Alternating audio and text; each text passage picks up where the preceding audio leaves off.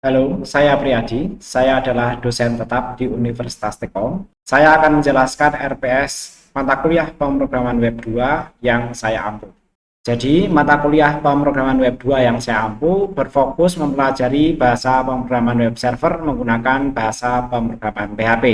Nanti di dalamnya akan mempelajari tentang variabel dan fungsi, kemudian PPU dasar dan array, kemudian mengembangkan aplikasi perangkat lunak sederhana menggunakan PHP, kemudian mempelajari tentang debugging, memecahkan masalah pemrograman PHP, kemudian memanfaatkan koneksi ke database MySQL, dan menulis kode yang bersih dan dapat dipelihara.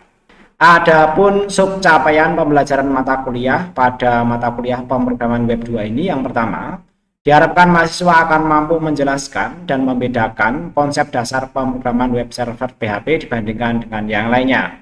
Kemudian mahasiswa juga mampu membuat dan mendefinisikan variabel dan fungsi. Yang ketiga, mahasiswa mampu menjelaskan dan menggambarkan PPU dan array dalam PHP. Yang keempat, mahasiswa mampu merancang dan mengembangkan kode program dalam bahasa pemrograman PHP. Yang kelima, mahasiswa mampu mengelola dan merancang pengujian dan debugging pada bahasa pemrograman PHP. Yang keenam, mahasiswa mampu menggunakan dan mengidentifikasi pemahaman kesalahan pemrograman PHP. Yang ketujuh, mahasiswa mampu memahami dan mengidentifikasi penyelesaian kesalahan sintaksis dalam bahasa pemrograman PHP. Yang kedelapan, mahasiswa mampu menjelaskan dan membuat koneksi data ke database MySQL. Yang kesembilan, mahasiswa mampu memahami dan mengelola fungsi dasar aplikasi database. Dan yang kesepuluh, mahasiswa mampu menjelaskan prinsip-prinsip dasar kode yang bersih. Deskripsi singkat mata kuliah. Jadi, kursus pengantar ini memberikan landasan yang komprehensif dalam konsep dan prinsip pemrograman web 2 yang berfokus menggunakan web server PHP. Anda nanti akan belajar bagaimana merancang dan mengimplementasikan solusi perangkat lunak web server menggunakan bahasa pemrograman PHP. Kursus ini dirancang untuk pemula dan sedikit atau tanpa pengalaman pemrograman. Tapi teman-teman dianjurkan sebelumnya sudah mempelajari pemrograman web 1 yang mempelajari tentang HTML. Namun jika belum mempelajari HTML, maka nanti masih bisa mengikuti perkuliahan ini dengan sejumlah pengantar singkat. Nah, di sini untuk mata kuliah syaratnya ya,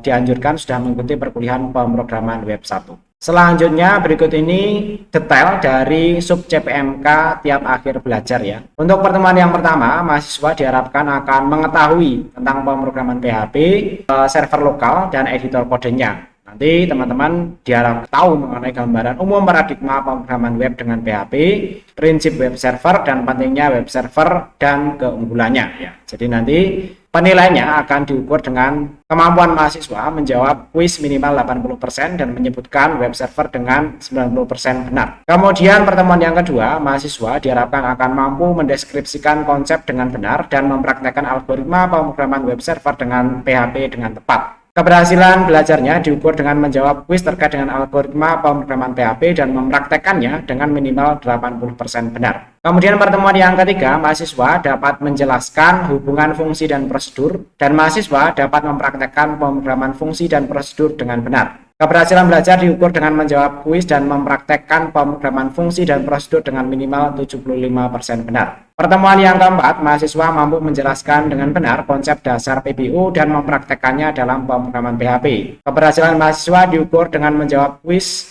dan coding ya secara langsung dengan menerapkan konsep kelas, instansiasi, dan objek dengan benar 90% tanpa error. Kemudian pertemuan yang kelima, mahasiswa mampu menjelaskan konsep dan mempraktekkan pemrograman array dengan bahasa pemrograman PHP. Keberhasilan mahasiswa diukur dengan kemampuan menjawab kuis dan mempraktekkan pemrograman array dengan minimal 80% benar. Pertemuan yang keenam, mahasiswa akan dapat menjelaskan dengan benar konsep post, get, dan request pada PHP dengan benar. Mahasiswa juga bisa mempraktekannya dengan benar. Keberhasilan mahasiswa diukur dengan kemampuan menjawab kuis dan mempraktekkan post, get, dan request dengan minimal 80% benar. Pertemuan yang ketujuh, mahasiswa akan mampu menjelaskan konsep cookies dan session dengan benar dan mempraktekannya dengan benar pula. Keberhasilan mahasiswa akan diukur dengan kemampuan menjawab dan mempraktekannya dengan minimal 80% benar. Kemudian pertemuan yang ke-8 akan diisi dengan ujian tengah semester. Selanjutnya pada pertemuan yang ke-9, mahasiswa akan mampu memahami dan mempraktekkan pengoperasian database MySQL dan MariaDB dengan benar. Keberhasilan mahasiswa akan diukur dengan kemampuan menjawab kuis dan mempraktekkan pengoperasian database dengan minimal 80% benar. Kemudian pertemuan yang ke-10, mahasiswa akan memahami dan dapat mempraktekkan pemrograman koneksi database dari PHP ke MySQL atau MariaDB dengan benar. Keberhasilan mahasiswa akan diukur dengan kemampuan coding koneksi database dari PHP ke MySQL dengan 100% tanpa error. Kemudian pertemuan yang ke-11, mahasiswa akan memahami dan dapat mempraktekkan pembuatan program database, tambah dan tampil dengan pemrograman PHP dan database MySQL dengan benar. Keberhasilan mahasiswa akan diukur dengan kemampuan mempraktekkan 90% latihan tentang program database tambah dan tampil dengan benar. Kemudian pertemuan yang ke-12, mahasiswa akan memahami dan dapat mempraktekkan pembuatan program database update dan delete dengan program PHP dan database MySQL MariaDB dengan benar. Keberhasilan mahasiswa akan diukur dengan mempraktekkan 80% latihan tentang program database update dan delete dengan benar. Kemudian pertemuan yang ke-13, mahasiswa akan memahami dan dapat mempraktekkan pembuatan program database pencarian dengan program PHP atau MySQL dengan program PHP dan database MySQL dengan benar. Keberhasilan mahasiswa akan diukur dengan mempraktekkan latihan tentang program database pencarian dengan benar minimal 80%. Pertemuan ke-14, mahasiswa akan memahami dan dapat mempraktekkan pemrograman keamanan hak akses login disertai dengan session pada pemrograman PHP. Keberhasilan mahasiswa akan diukur dengan coding dengan menerapkan keamanan hak akses login dengan session dengan 100% tanpa error. Kemudian pertemuan yang ke-15, mahasiswa akan memahami dan mempraktekkan coding pembuatan UX atau user experience dengan cookies dengan benar. Keberhasilan mahasiswa akan diukur dengan coding dengan menerapkan UX dengan cookies dengan 90% tanpa error. Berikut tampilan secara ringkas rencana pembelajaran semester pemrograman web 2 menggunakan bahasa pemrograman PHP. Demikian pemaparan saya tentang RPS pemrograman web 2 menggunakan web server PHP. Mudah-mudahan dipahami dan bermanfaat. Terima kasih. Baik, selamat siang teman-teman sekalian. Perkenalkan, nama saya Priyadi Eskom Mkom dengan email dan channel YouTube yang tertera di sini. Teman-teman sekalian, kita kali ini bertemu dalam perkuliahan pemrograman web 2. Nah, pada perkuliahan pemrograman web 2 ini, nanti kita akan fokus mempelajari tentang bahasa pemrograman PHP, di mana bahasa pemrograman PHP ini merupakan bahasa pemrograman yang dieksekusi atau diinterpretasikan di sisi server dan nantinya ditampilkan di sisi klien. Atau lebih gampangnya, kita bisa menyebutnya bahwa bahasa pemrograman PHP ini merupakan bahasa pemrograman web server. Jadi, bisa kita sambungkan dengan judul dari perkuliahan ini, yaitu pemrograman web 2 merupakan bahasa pemrograman web server yang menggunakan bahasa pemrograman PHP. Nah, sebagai pengantar ya, kita mengenal dulu mengenai apa itu PHP. PHP merupakan singkatan rekursif dari Hypertext Preprocessor yang pertama kali dibuat oleh Rasmus Lerdorf tahun 1984. PHP adalah skrip yang menyatu dengan kode HTML dan berjalan pada sisi server atau kita sebut sebagai server side. Artinya, semua sintaks yang kita berikan akan sepenuhnya dijalankan di sisi server. Sedangkan yang dikirim ke browser, jadi nanti kliennya adalah browsernya, teman-teman bisa melihat browsernya ada Mozilla Firefox, Google Chrome, atau lain sebagainya ya. Nah, nanti hasilnya berupa kode, atau teman-teman kalau melihat di situ ketika buka source code ya, nanti bentuk kodenya adalah HTML, CSS, JavaScript, ataupun lainnya. Jadi kode-kode PHP yang kita tulis di sisi server tidak pernah dilihat oleh klien di browsernya. Konsepnya berbeda dengan bahasa pemrograman di sisi klien seperti JavaScript ataupun yang lainnya, di mana JavaScript berjalan di sisi klien secara penuh, bisa dilihat kodenya dan bisa dieksekusi langsung di browser. Nah, hal yang menarik dari PHP adalah bahwa PHP dapat digunakan untuk mengakses berbagai macam basis data, seperti Microsoft Access, MySQL, Oracle, ataupun lainnya, nanti memungkinkan untuk diakses dan dikolaborasikan menggunakan bahasa pemrograman PHP ini. Keuntungan lainnya dalam menggunakan PHP adalah tidak diedarkannya kode sumber. Source code-nya nanti diletakkan di sisi server dan tidak pernah dilihat di sisi klien. Nah, di sini istilahnya kerahasiaan kodenya terjamin ya atau dilindungi. Namun demikian, untuk menjalankan skema seperti itu membutuhkan arsitektur client server. Jadi, di satu sisi kode sumbernya aman, tapi di sisi lain perlu ada server yang mengamankannya dan nanti kliennya baru bisa mengakses versi yang sisi kliennya.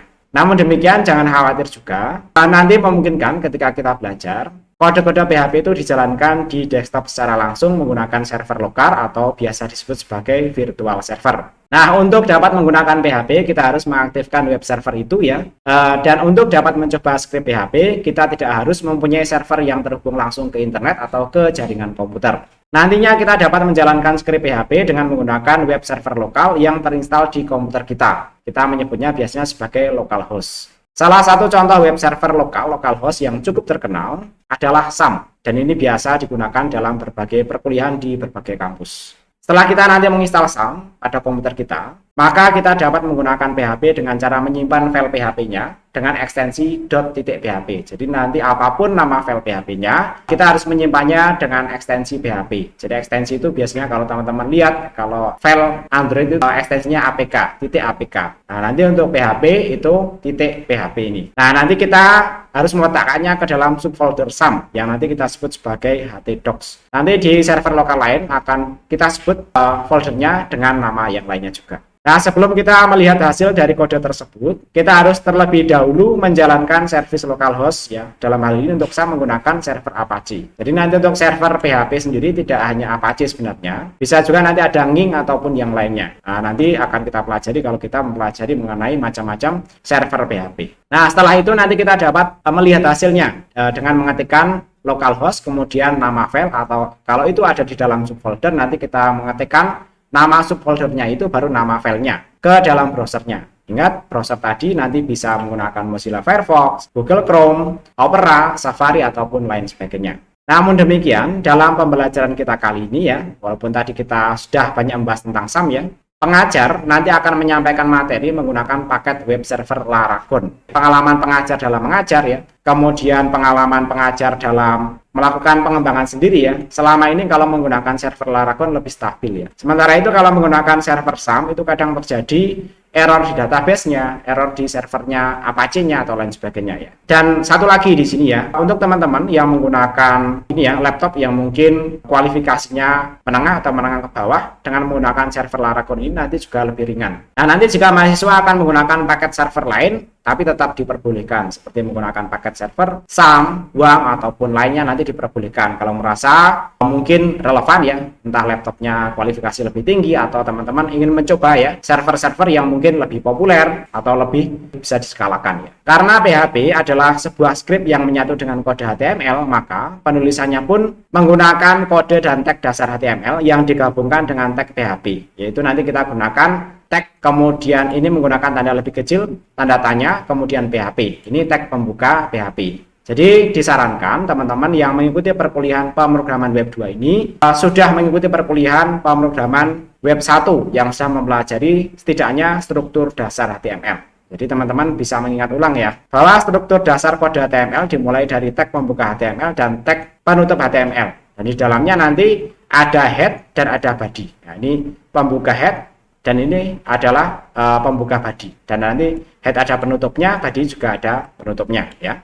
Kemudian di dalam head nanti ada title seperti ini. Nah, biasanya kode PHP ditulis di bagian body ini, walaupun nanti bisa ditulis di head juga ya. Nah, di bagian body ini ya, cara menulis kode PHP yaitu dengan membuat tag pembuka PHP, yaitu lebih kecil tanda tanya PHP, kemudian ingat di sini harus ada spasi ya, kemudian baru kode PHP kita. Nah, contoh di sini kode PHP yang sederhana adalah echo halo apa kabar, nama saya Priyadi script, misalnya seperti itu. Teman-teman nanti bisa mencoba dalam kode yang lainnya. Kemudian jangan lupa di sini ada tag penutup PHP. Karena kalau di sini tidak diletakkan tag penutup, maka nanti kode-kode di bawahnya yang bukan merupakan kode PHP nanti akan dikira kode PHP, sehingga nanti akan dieksekusi sebagai kode program PHP. Dan itu nanti dalam sisi coding itu akan menimbulkan error. Baik, berikutnya kita akan belajar tentang software yang diperlukan untuk belajar pemrograman PHP. Software yang pertama yaitu mengenai kode editor untuk pemrograman PHP. Nanti ada beberapa kode editor yang bisa kita pelajari untuk melakukan coding menggunakan bahasa pemrograman PHP. Yang pertama dan cukup terkenal ya, dan saya sendiri waktu mengerjakan skripsi juga menggunakan itu adalah Notepad++. Notepad++ ini merupakan software editor kode yang cukup ringan dan cukup fleksibel ya, dan nanti bisa kita gunakan untuk melakukan coding pemrograman PHP. Nanti teman-teman juga bisa eksplorasi di situ. Bahkan nanti di Notepad++ ini sekalipun ringan, di sana nanti ada plugin yang memungkinkan untuk kita install dan nanti kita eksplorasi dan membantu kita dalam coding pemrograman PHP ini. Kemudian yang kedua, ini yang cukup tua ya, jadi ini menjadi legacy, menjadi warisan dalam orang-orang yang mempelajari pemrograman terutama PHP ini ya, yaitu Macromedia Dreamweaver. Sampai nanti kemudian diadopsi oleh Adobe ini ya, sekarang namanya menjadi Adobe Dreamweaver ini dan masih banyak digunakan. Ini bisa kita gunakan juga dalam pemrograman PHP dan nanti cukup powerful ya. Selain nanti menyediakan fasilitas untuk membantu kita dalam coding, nanti juga menyediakan fasilitas untuk membantu kita dalam membuat sejumlah tampilan dalam membuat aplikasi web. Nah, selanjutnya nanti kita juga bisa menggunakan Bootloader ini. Nah, ini saya sendiri juga pernah menggunakan ya. Cukup powerful terutama dalam coding ya. Ini mirip-mirip lah dengan Macromedia Dreamweaver. Namun demikian, saya dulu juga sempat sih menggunakan Bootloader ini ya, terutama ketika awal-awal menggunakan CodeIgniter, karena kebetulan waktu itu ya fasilitas code editor ya yang paling banyak membantu untuk framework CodeIgniter ya, merupakan salah satu framework dari PHP itu adalah Bootloader ini ya. Nah, sebagai informasi tambahan ya, bahwa untuk yang dua ini kebetulan berbayar. Jadi teman-teman yang suka gratisan mungkin bisa pilih di antara ini atau ini. Nah, berikutnya ya, yang saya rekomendasikan untuk belajar kali ini yaitu menggunakan Visual Studio Code. Nah, Visual Studio Code ini jangan dikira ini sama dengan Microsoft Visual Studio yang biasa digunakan untuk pemrograman visual desktop itu biasanya ya. Untuk Visual Studio Code ini yang pertama full gratis, kemudian yang kedua tidak ada antarmuka untuk desain UI atau user interface itu ya. Nanti tidak ada di sini ya. Tapi untuk dukungan terhadap kode terutama yang terbaru itu sangat bagus sejauh pengalaman saya ya. Tapi nah teman-teman ya, kalau nanti menggunakan editor di luar ini juga boleh. Nanti sesuai dengan relevansi dari teman-teman sekalian, sesuai juga dengan preferensi. Nanti suka yang mana itu boleh-boleh saja ya. Nah, nanti yang saya nilai cukup bagus yaitu mengenai bidang kerja atau workspace-nya juga ada dan bagus di sini ya. Kemudian extension-nya ini yang banyak dipuji oleh orang ya. Ini sangat membantu ketika kita membuat coding ya dari berbagai bahasa pemrograman, terutama dalam hal ini adalah PHP. Apalagi nanti kalau kita sudah memasuki ke framework atau kerangka kerja seperti menggunakan Laravel, CodeIgniter ataupun lain sebagainya, nanti akan sangat membantu dengan adanya extension ini, karena nanti memungkinkan kita untuk mengekspansi dari Visual Studio Code ini dari fungsi-fungsi dasarnya menjadi fungsi-fungsi yang lebih spesifik. Terutama kalau saya sih biasanya menyimpan template kode, karena beberapa kode itu kan seringkali kita tulis berulang, itu nanti bisa kita panggil ulang dengan menggunakan editor Visual Studio Code ini. Nah, berikutnya kita belajar mengenai paket web server dari PHP.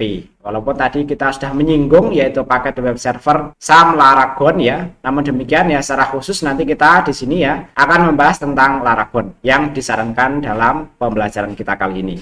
Nah, nanti teman-teman boleh-boleh saja menggunakan SAM, WAM ya. Ini sebenarnya lebih tua ya, Laragon itu lebih baru ya. Tapi dalam pengajaran saya akan menggunakan Laragon ini. Nanti teman-teman yang menggunakan server lainnya bisa menyesuaikan. Nah, yang perlu dipelajari yang pertama tentu adalah instalasinya. Sebelum instalasi nanti silahkan download dulu softwarenya melalui alamat web resminya atau melalui link yang saya sediakan di sini. Nanti teman-teman bisa googling, ini juga sudah terindeks oleh Google ya. Nanti halaman downloadnya kurang lebih akan seperti ini ya. Nah, setelah download selesai, nanti silakan buka folder di mana file Laragonnya disimpan. Setelah itu nanti silakan buka atau klik file laragon.exe. Setelah itu nanti klik next ya dan lanjutkan sampai proses instalasi selesai. Nah, nanti jika proses instalasinya sudah berhasil dan berjalan dengan baik ya, maka hasilnya kurang lebih akan seperti berikut ini ya. Nah, seperti ini nanti kurang lebih hasilnya ya. Nanti di sini ada menu ya, kemudian di sini ada tombol untuk start ya, kemudian tombol web itu untuk melihat hasil webnya ya. Kemudian database, kebetulan Laragon ini sudah terintegrasi dengan editor database yaitu HDSQL. Teman-teman yang nanti menggunakan SAM akan terintegrasi dengan editor database yaitu PHPMyAdmin, agak berbeda ya. Nanti saya tunjukkan bagaimana sih Laragon ini terlihat lebih bagus ya, karena ada editor database-nya yang saya nilai cukup bagus ya. Kemudian nanti ada terminal, memungkinkan kita untuk menjalankan perintah-perintah menggunakan terminal ya. Kemudian ada root. Nah, root ini nanti akan diarahkan ke jendela atau ke direktori dari kode-kode program kita. Kalau di SAM ya, ini persamaannya adalah yang ada di folder htdocs ya. Kemudian untuk memulainya ya, menjalankan servernya itu ya cukup sederhana ya. Teman-teman yang lainnya mungkin bisa diabaikan dulu fungsi-fungsinya ya. Nanti ya, teman-teman cukup pilih tombol start all ini ya. Nah, tombol start all nanti ada di sini ya. Dan nanti kalau berhasil nanti akan ada tanda di sini ya bahwa servernya sudah siap digunakan. Nah, nanti tampilan server yang sudah siap digunakan akan tampil seperti berikut ya. Nanti akan ada keterangan Apache, kemudian menyebutkan versinya, kemudian ada keterangannya started seperti ini ya. Kemudian ya karena PHP itu ya dalam codingnya ya seringkali tidak pernah meninggalkan database. Ketika ini start all ya dan ini tombolnya berubah menjadi stop, maka nanti di sini otomatis akan berjalan servernya yaitu MySQL ya. Dan nanti keterangannya adalah started dan ini adalah versinya ya. Sebagai informasi teman-teman yang menggunakan paket web server lain seperti SAM itu nanti database-nya akan berbeda tapi mirip ya. Itu namanya di sana adalah MariaDB. Berikutnya kita mempelajari mengenai folder kerja dari paket web server Laragon. Teman-teman yang nanti menggunakan SAM, ingat tadi folder kerjanya ada di htdocs. Sementara untuk di Laragon ya, servernya nanti ada di folder www ini dan nanti kode kita letakkan di sini. Untuk yang sini ya, ini adalah alamat di mana teman-teman menginstal Laragonnya. Nah, untuk tempat saya install di local disk D. Teman-teman nanti yang menginstal di local disk D, maka nanti akan mengikuti path dari tempat teman-teman menginstal Laragonnya. Ya. Untuk mengunjunginya, caranya adalah dengan cara klik root di sini ya. Kemudian nanti akan langsung diarahkan ke sini. Atau teman-teman bisa mengunjungi juga secara manual, yaitu dengan menelusuri alamat folder yang dituju, yaitu ke arah folder www ini ya. Selanjutnya, secara singkat kita akan mempelajari tentang variabel dan tipe data. Nah, variabel dan tipe data ini biasanya kalau teman-teman belajar logika dan algoritma ini merupakan salah satu menu wajib yang dipelajari. Namun demikian, karena kali ini kita tidak secara khusus mempelajari tentang logika dan algoritma, kita akan mempelajari variabel dan tipe data dalam versi PHP saja. Variabel adalah pengenal atau program yang berfungsi untuk menyimpan nilai secara sementara dan dapat diubah-ubah nilainya dalam pemrograman PHP ya. Untuk mendefinisikan variabel diawali dengan simbol karakter dolar. Jadi ya mirip dengan mata uang Amerika itu ya seperti ini ya. Dan nanti diikuti dengan nama pengenal atau identifiernya. Kalau identifier ya nanti nama variabelnya itu maksudnya ya. Nah, adapun aturan dalam membuat nama variabel ya nanti kurang lebih seperti berikut ya. Yang pertama tersusun dari karakter huruf, angka dan underscore. Kemudian tidak boleh mengandung spasi.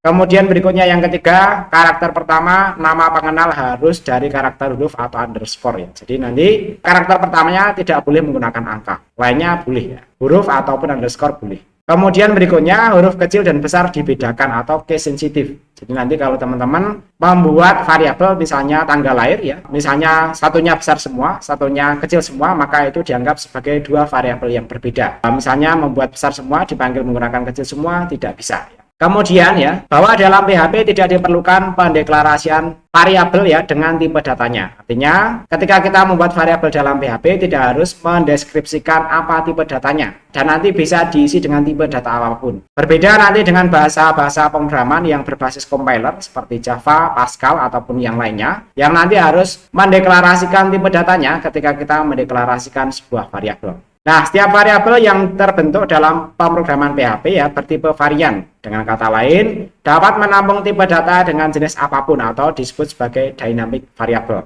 Sedangkan tipe data yang dapat diolah oleh PHP antara lain nanti ada integer. Saya kira ini semua ada di bahasa pemrograman lain sehingga nanti tidak kita bahas lagi di sini. Kemudian nanti ada float ya, saya kira ini juga ada di bahasa pemrograman lain. Kemudian string juga sama, di pemrograman lain juga seperti itu ya, ini tidak kita bahas. Kemudian yang unik dalam bahasa pemrograman PHP dan kemungkinan teman-teman belum pernah mempelajarinya adalah objek dan array ini ya. Kalau array ada sih, tapi secara khusus ini akan kita pelajari. Karena apa? Karena di pemrograman PHP seringkali diintegrasikan dengan database yang melibatkan data banyak. Satu variabel seringkali menyimpan data banyak, sehingga nanti kita perlu mempelajarinya secara lebih mendalam. Nah, untuk objek sendiri ini merupakan turunan dari ilmu tentang pemrograman berorientasi objek dan ini juga diimplementasikan dalam bahasa pemrograman PHP. Oleh karena itu kita juga nanti akan mempelajari tentang pemrograman berorientasi objek dalam bahasa pemrograman PHP ya. Tapi secara singkat saja karena kita secara fokus nanti akan mempelajari PHP sebagai sebuah bahasa pemrograman web server. Kemudian boolean ya, untuk boolean ini saya kira di berbagai bahasa pemrograman juga ada ya. Ini hanya berisi true dan false saja. Nah, contoh sederhananya bahasa pemrograman PHP nanti seperti ini ya. Misalnya di sini sebuah deklarasi variabel ya,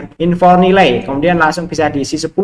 Kemudian info berat langsung bisa diisi 60,33. kemudian info nama bisa langsung diisi misalnya Priadi ASD.